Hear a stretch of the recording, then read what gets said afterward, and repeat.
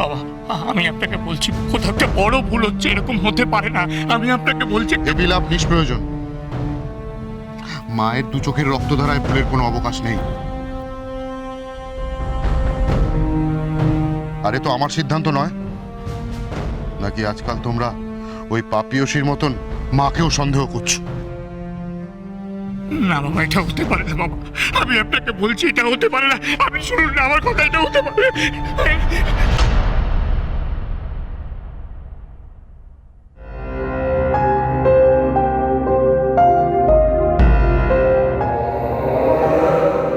ছি ছি নতুন বউ, এইটা তুমি কি করলে? তুমি শেষকালে সবার সামনে আমাকে পাড়ার মানটা না খোয়ালে চলছিল না। মুখেই এত বড়াই, আমার তো তখনই সন্দেহ হচ্ছিল, সেরকম সুযোগ পাইনি তাই। নতুন বউ স্বীকার করে নাও না, তাতে তো তোমার সংসারে এত টানাটানি এত অভাব ছিল, তুমি আমায় বলতে পারতে। মানুষ তো গরিব দুঃখীকেও কিছু দান করে। অভাবে না, স্বভাবের দোষ। না, এখানে কেউ চোর নয়। আপনারা কেন সবার সঙ্গে গলা মেলাচ্ছেন? আপনারা চিরকাল আমার মাকে দেখে এসেছেন, জানেন না আমার মা কিরকম। তাহলে আজ কি করে বিশ্বাস করছেন যে আমার মা এই কাজটা করতে পারে?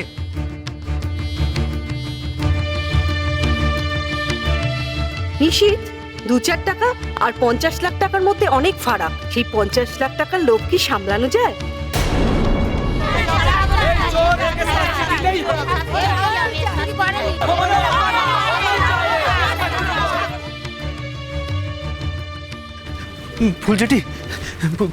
ফুলজেটি তুমি একবার সবাইকে বলো না যে আমার মা এই কাজটা করতে পারে না।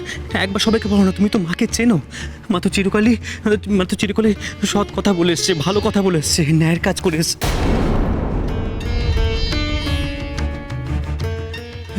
দেবল, তুই সবাইকে বল না।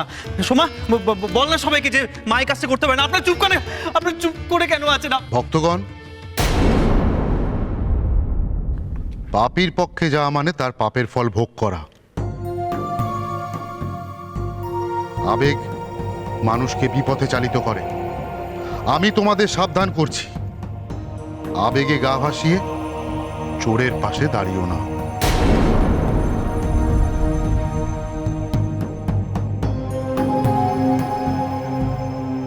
দেবীর রোষ থেকে তাহলে কেউ রক্ষা পাবে না, কেউ রেহাই পাবে না।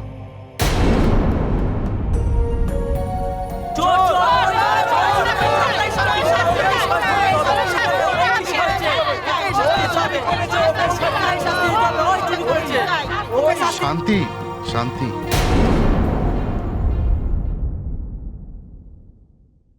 এত উত্তেজিত হবেন না।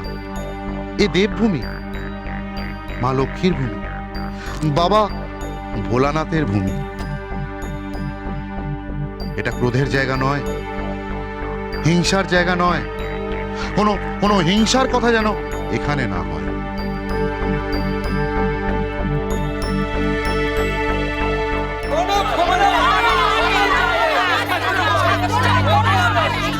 না, আমি এদের শাস্তি দিতে পারি না। ঈশ্বর তার সন্তানদের সব সময় সুযোগ দেন তাদের ভুল শুধরে নেওয়ার। আমিও দেব 12 ঘন্টা। 12 ঘন্টা সময় দিলাম তোমাদের পরিবারকে।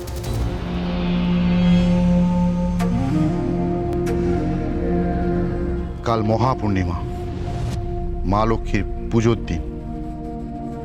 আমি বিনীত অনুরোধ করছি কাল 11টার মধ্যে সমস্ত অলংকার ফেরত দিতে। কেউ শাস্তি দেবে না। আমি কথা দিচ্ছি, অলংকার ফেরত দিলে তোমাদের মুক্তির জন্য আমি নিজে যজ্ঞ করব। কাল সকাল 11টায় আমার লোক যাবে তোমাদের আনতে।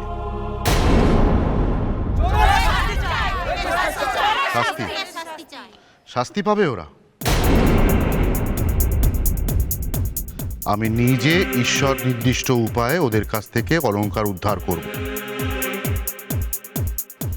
তারপর তোমরা যা বলবে সেই রকম শাস্তি ওরা পাবে।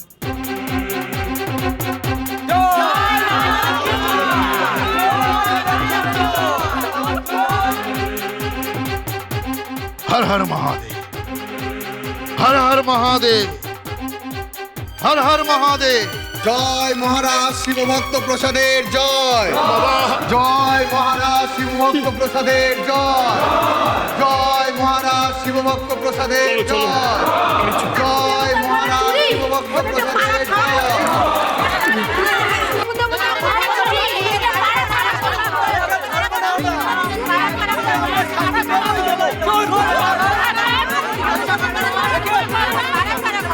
বাইরে বার করে দেওয়া উচিত। হ্যাঁ হ্যাঁ, আমরা চাই সবাই, আমরা চাই সবাই মেরামতের ঘটলে তাড়িয়ে দাও। দেওয়া উচিত।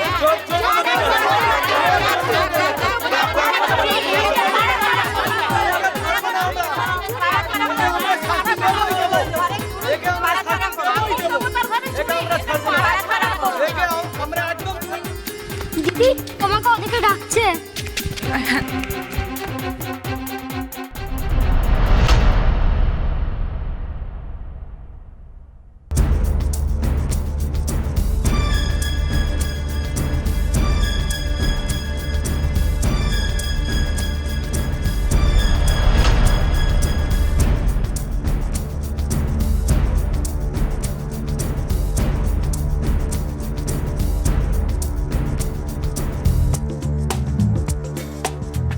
কি কেমন লাগছে উষসী ঘোষ?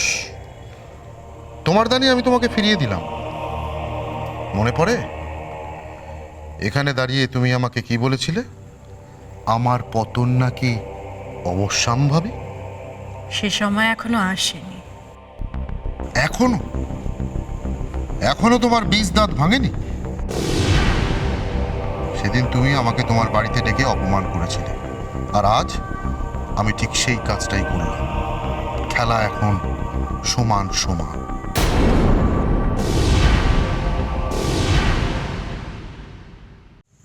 বিষ্ণু হালদার, লড়াইটা ছিল আমাদের সঙ্গে, এর মধ্যে তুমি আমার মাকে কেন টানলে?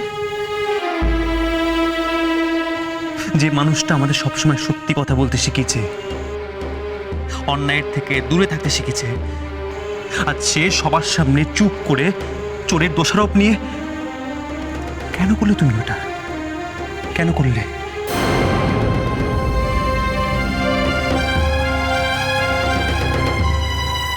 বলো, গয়নাগুলো তুমি কোথায় রেখেছ? আমি জানি এটা তোমার চাল।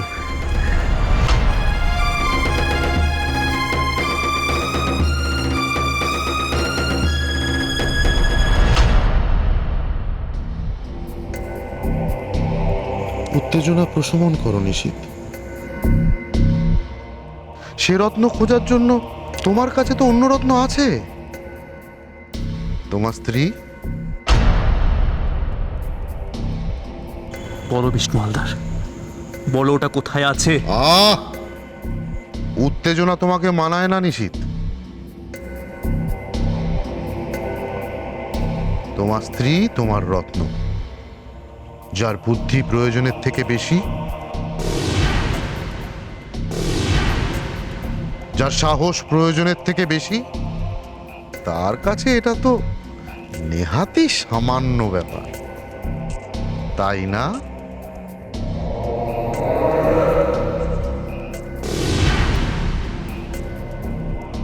সর্বম অত্যন্তম গর্হিতম, কোনো কিছুই বেশি ভালো নয়।